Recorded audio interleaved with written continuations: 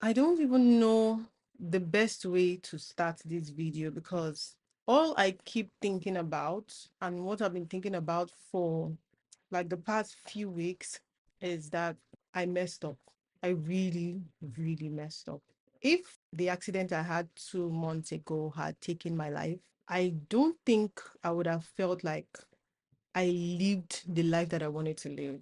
And the most, I wouldn't really call it annoying part about it is that I had no idea that I wasn't happy with my life. I didn't know.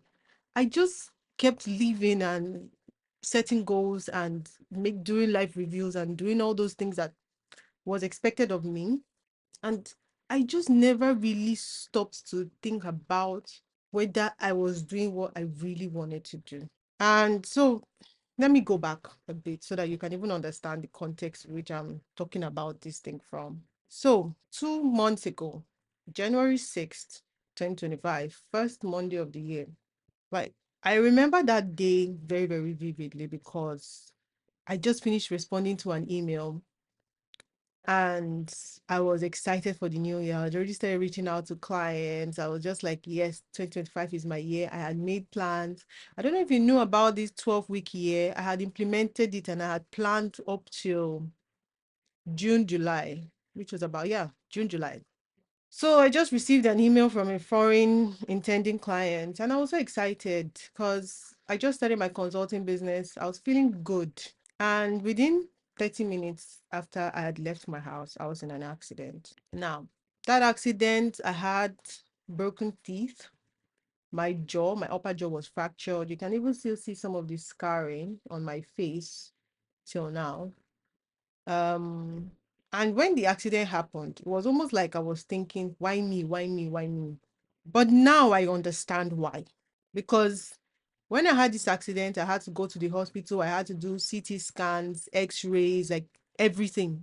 And during that time, I couldn't move around. I was basically stuck. I couldn't stand up. I just had to lie down and rest. And because I was lying down and resting, it just made sense because I had some sort of, I was still traumatized by the whole thing. And so it just came naturally for me to ask myself, if you had died, what would have been your biggest achievement?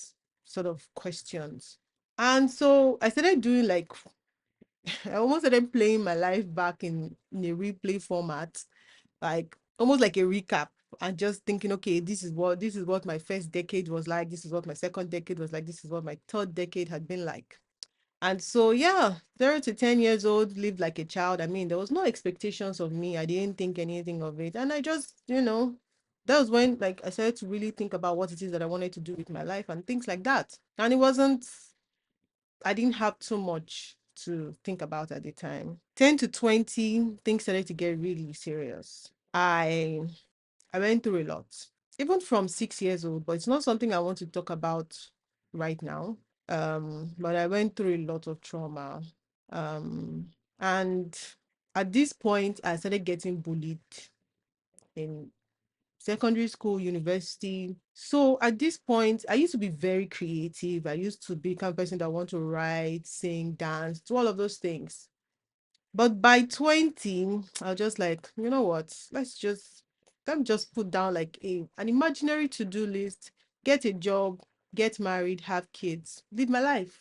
And so it became an automatic choice. It wasn't really like a choice that I made to say, oh yeah, this is what step one, step two, step three, step four. But it happened like that. And I got married at 21, like a few months after my 21st, no, a few months to my 22nd birthday. I had my first child within that same year, had my second child 2 years later. I was working before I got married, kept working, and still worked at least a 9 to 5 till 2013. Then I started my own thing. I also ran a few businesses. It wasn't like I was less busy. And I'm not going to sit here and act like, oh, everything was mediocre all through. I did have some fun. I did experience new things. So when I asked myself that question about what is your biggest achievement, if you had died, and nothing, absolutely nothing came to mind. the usual things you tell yourself. Oh my God, I'm married to the most amazing man. I have two beautiful, amazing children. I had a job or a career that made sense. But the question that I was asking myself was like, okay, what did you do for you? What did you achieve? Not because it was like society's expectations of you, but what did you achieve because you wanted to achieve it? And nothing, nothing came to mind, not one thing. And so I started to now really try to go back to sort of understand why. Why didn't I even try? Because I loved to create, I loved to write. I wanted to create content since 2016, but I just kept telling myself that there's no time. I have work to do, I have children to take care of, I need to do this, I need to do. And I ignored my own needs just to take care of my family because it was what I was expected to do. I mean, from childhood, if you are a first daughter, you sort of understand that there's a certain responsibility that is expected of you. I'm the second of seven children, so I had five little siblings, and I've always had that mother role. So I just continued that role automatically, making sacrifices, doing the things, and I never fully really did things just because I wanted to. Not because I wanted to make money from it, not because just because I wanted to, I'm going to do this. It wasn't really something that I had tried. And so this whole exercise that I did unknowingly helped me to realize that I have played it too safe for too long. I have all the decisions I had made up until that point were either responsibility motivated or financially motivated. There was no decision I made during this period that felt like, oh, this is what I'm going to do, so I'm going to do it. Sometimes I rationalize it like that. Yeah, I'll make money from it, and it's also something I want to do, so it's a good idea. But when I achieved anything, it didn't feel like it was something I could personally hold on to as an achievement. It just felt like, yes, I did that, but it didn't really like, I cannot tell you one thing that I've achieved right now that feels really personal to me. And that is sad. Like, nobody prays to die at 30. But if I had died in January, like, I would have been begging God for a do-over because I didn't do what I wanted to do. So as at February last month, I scrapped everything. Like, I've not posted on LinkedIn all the clients that I was trying to get. I just dropped everything and I'm like, okay, so now let's try to go back. And this is why it feels like I'm starting over. Because the things that I wanted to do, I never really did anything along those lines. So I feel like a complete beginner. I draw like a 5-year-old. And I've always wanted to draw, not to make money, but just to express myself. But I always just thought that drawing was something that people did because they have the skills for it. They have the drive, they have the talent for it. And I didn't. So it was not something I fully considered making something I would do. So I never did anything about it. Then when it comes to content creation, I just wanted to be able to document my life. If I had started documenting my life since 2016, even if it was once every 2 months to say, hey, what's up? This is I'm at right now. I know how invaluable that footage or like being able to see myself in the past, it would have been so much more. I don't even know the word to use, but it would have been so much more real to me. It was not even really about what I would have achieved if I would have had followers, or it was just that I wanted something and I pushed through and I got to it. But the fear of being seen and being bullied, because there was an incident that happened when I started to think of content creation, and it was even way before 2016. That happened to me, and as soon as I had that idea, I just shut it down. Like, that experience cannot happen again. So that's another thing that I don't know if I'm going to talk about, but if it's something that you want to hear about, I might talk about it. I don't know yet. So right now, I really don't have a plan. Like, this is the first time I'm trying to do something and I don't have a single plan as to how to go about it. I haven't, I've just done internal work to say this is what I want, and that's it. I haven't done any more research too much.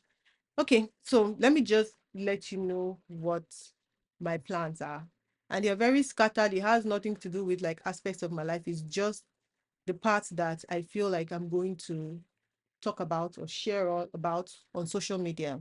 So the first thing I want to work on is overcoming my mental barriers because, like I said, I've had a lot of childhood trauma, and those traumas have led me to a place where I'm afraid of being seen. But I know that the freedom that I'm looking for in my life will come if I let go of that fear and just create the way I've always wanted to. So I'm going to start learning how to draw. I am already learning how to draw. I'm going to start creating content, mostly maybe content like this, sharing what's in my mind and all the things that I'm basically working through so that I can get rid of those mental barriers and just create fearlessly. And three is I want to revisit my writing. Like writing was one of the things that I did so much of as a child. And it's kind of shocking to me right now that I never really fully made something out of it, out of my writing. And so I want to do that again. So those are just like the broad ideas of what I'm trying to achieve. And then secondly, and this also still ties into overcoming my mental barrier is finding my creative voice. I know what I want to do, but I don't really know how I want to get it done. And I know that for me to finally figure out what it is that I want to do when it comes to content creation, writing, and drawing, I have to try different things. And so I'm going to use this channel to try different things. Step number three for me, or point number three, is to build a life of freedom for myself. So because I have gone the safe route, 9 to 5, all of that, I've also had a business, but I've not really done something that feels so natural to me that I can still make money off of just creating what I want to create, of just doing the things that I want to do without really thinking too much about the monetary aspects up until later. Now, for the point four or step four, there's this saying that says the best time to plant a tree is 10 years ago. The next best time is now. And the best time to have started with documenting my journey of discovery would have been 10 years ago or 2016 when I actually thought about it really well. And the next best time is now. So I would be documenting this whole process as part of my content creation journey, learning what works and what doesn't work. Not really even for an audience, honestly. I couldn't care less about that. I just want to be able to, if for instance or perchance something happens, and I want to be able to look at my next decade from now and be happier than I am or than I was looking at the past 3 decades. And I know that at least if I attempt to do the things that I want to do instead of the things that I have to do, there's a higher chance of being happy and being fulfilled at that. But the fear for me right now is because most of the things that I want to do, there is no clear path to monetization. And I'm not living in a bubble to say that, oh, yes, once you do the things that you like to do, then the money will come. That's a lie. And I have to be realistic enough to know that this is something that I want to do. It may not make me any money, but I have to be willing to try to just do it first and then figure it out from there. So that's my plan. My plan is to overcome my mental barriers, create the life that I want to live, step out of fear and move into freedom, and just document the journey while learning all the things that I want to learn. And the real reason why I'm putting this out there is if you're someone who has done something similar, you've started again, you've changed careers, you've tried to navigate mental blocks, and you have any tips for me on how best to navigate this type of situation, honestly, I need your help. I really do. That's all. That's all I have to say. The only thing that I have right now is just an overwhelming need to not make the mistakes that I've made these past 3 decades, to not continue to repeat them. And even if I was to have new regrets, like I want those regrets to have nothing to do with the regrets I've had so far. So I'm doing a complete 180 and trying to find myself first and explore all the things that I've wanted to explore and then see how it goes from there. So I just know that I have to finally bet on myself this year. So I'm going to use 2025 to do just that, to just do the things I want to do. And then maybe by the end of the year, I can evaluate and decide if it was worth it. I don't think it wouldn't be, but I mean, we'll see. So that's the end of this video. I'm so sorry if this video felt really sad, but I'm not exactly excited about what has been, but I am excited about what will be. That's it. See you in another video.